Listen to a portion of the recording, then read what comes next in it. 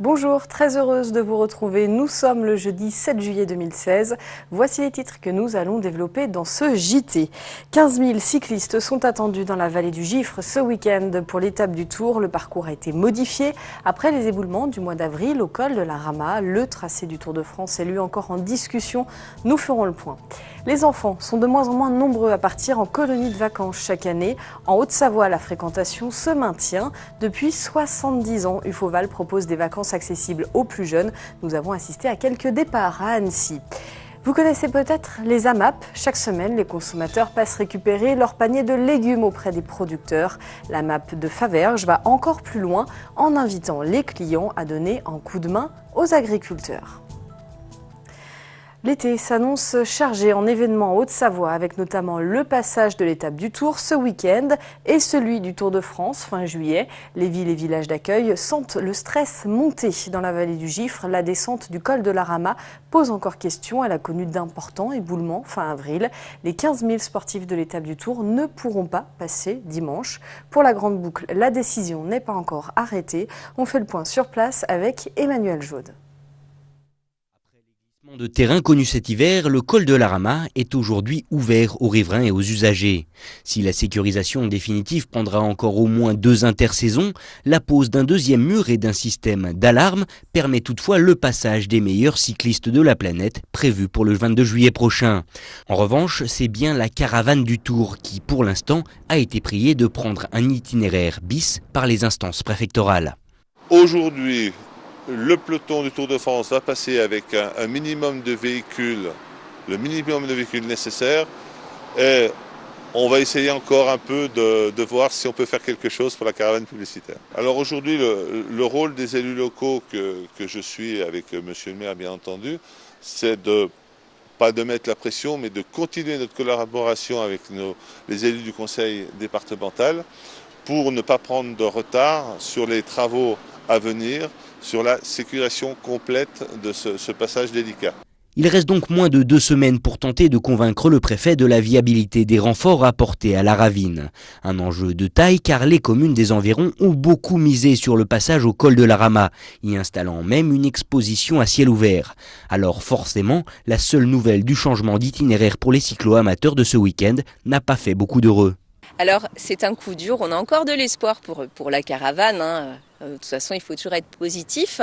Maintenant, le 23 juillet, juste avant les Champs-Élysées, ça sera les champs de la Rama, les champs de Pradly-Sauman. Et donc, on est heureux de pouvoir accueillir tout le monde. Effectivement, un coup dur économiquement parce que la caravane, c'est aussi un plus. Donc, on croise les doigts. Par contre, les villages, que ce soit pour l'étape ou le Tour, seront, eux, de toute façon concernés par l'ensemble de la programmation initiale. Car cyclo ou pas, c'est aujourd'hui une certitude. La grande boucle fera la part belle à la vallée et passage de caravane ou pas, la fête sera bel et bien au rendez-vous. Un mot d'économie. Le tribunal de commerce d'Annecy a validé ce jeudi la reprise de Rossignol Technologies par le groupe industriel Beau Industrie. Une reprise qui permet le sauvetage de 61 emplois à Sionzier. Beau Industrie, c'est une dizaine de sites de production partout dans le monde et un chiffre d'affaires annuel de 70 millions d'euros. Les tiges de freinage fabriquées par Rossignol Technologies équipent près d'une voiture sur 3. Près d'1 million d'enfants partent chaque année en colonie de vacances en France. Depuis 70 ans, la Fédération des œuvres laïques de Haute-Savoie propose des séjours aux familles de la France entière. Une vague de départ était organisée hier matin à Annecy. Reportage. C'est un jour un peu particulier pour ces enfants d'Annecy. Une fois les dernières vérifications effectuées, il ne reste plus qu'à embarquer. Ce matin, ces jeunes vacanciers prennent le départ pour Saint-Raphaël. L'album photo des vacances commence ici. Adrénaline, donc c'est des trucs de jet ski, etc. Voilà quoi, dans l'eau. C'est la première fois qu'ils partent en colo et donc on est un peu anxieux, les parents. Je pense que ça tout se passe bien, mais bon. C'est plus les parents, je pense, que les enfants qui sont anxieux. J'ai été quand j'étais jeune, donc je pense que c'est un bon principe. La vie en communauté, tout ça, c'est une bonne école. 70 ans qu'UFOVAL fait partir des enfants en vacances. Certains sont des habitués. On y est déjà allé l'année dernière, donc on sait déjà un peu ce qui se fait là-bas et les activités et puis l'organisation là-bas. On va dire qu'il n'y a pas les parents, c'est déjà pas mal. On rencontre plein de et gens. Puis ouais, comme ça on fait de belles rencontres. Libérés. On dirait pas débarrassés, mais non, c'est bien pour eux, ça leur fait rencontrer du monde. Après les examens, c'est impeccable. 4 millions d'enfants partaient en colonie dans les années 60. Aujourd'hui, c'est presque 3 fois moins, avec 1 200 000 enfants. En Haute-Savoie, la fréquentation des colos se maintient. On arrive effectivement à maintenir nos effectifs grâce à des partenariats solides et anciens qu'on essaye de toujours renouveler. Ces partenariats, c'est des accords avec des comités d'entreprise qui nous confient des groupes d'enfants. Ce sont aussi des relations privilégiées avec des mairies en Haute-Savoie ou hors du département. Dans le cadre de ces partenariats, le mot projet prend tout son sens parce que c'est bien un projet partagé autour d'une vision de l'enfant. L'Union française des œuvres de vacances laïques emmènera 6 000 enfants en France et à l'étranger cet été. Un peu de sport. Depuis des jours, Vanessa Gusmeroli est dans la tourmente. L'ancienne patineuse annécienne, médaillée de bronze au championnat du monde en 1997, est au cœur d'une polémique chez nos voisins suisses. La ville de Genève a décidé de lui confier les rênes de l'école de patinage des Vernets au détriment de l'icône locale Stéphane Lambiel. Une décision bien loin de faire l'unanimité. On écoute Vanessa Gusmeroli au micro de Sébastien Germain. Je ne comprends pas le bruit que ça a fait autour de ça. Il y a quelques mois, le service des sports a souhaité restructurer le patinage à Genève, à savoir qu'on était 5 professeurs indépendants. Le souhait de la ville était de faire une seule et unique structure où les entraîneurs allaient travailler ensemble pour sécuriser un peu plus la patinoire, pour que les gens avancent dans le même sens. Les gens s'attardent uniquement sur le fait que j'ai battu Stéphane Lambiel, alors qu'aujourd'hui c'est ce qu'il y a dans mon projet qui a gagné, c'est la structure qui a gagné, c'est pas du tout moi par rapport à lui.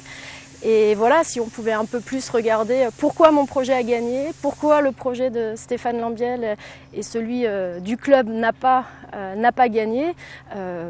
Si on veut tous se battre pour le patinage, on doit aujourd'hui réfléchir à ça et pas réfléchir en tant que personne.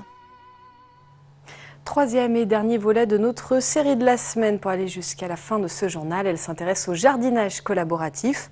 Focus aujourd'hui sur la map de Faverges. L'association pour le maintien d'une agriculture paysanne n'hésite pas à responsabiliser ses adhérents. Ils sont invités à mettre les mains dans la terre aux côtés des producteurs. Sébastien Germain s'est rendu à la Tuile. Une matinée particulière pour ces membres de la MAP en pays de Faverges. Chaque semaine, ils ont l'habitude de venir récupérer un panier de légumes bio. Avec cette visite de l'exploitation agricole Les Jardins du Taillefer, située à la Tuile, ils découvrent l'envers du décor.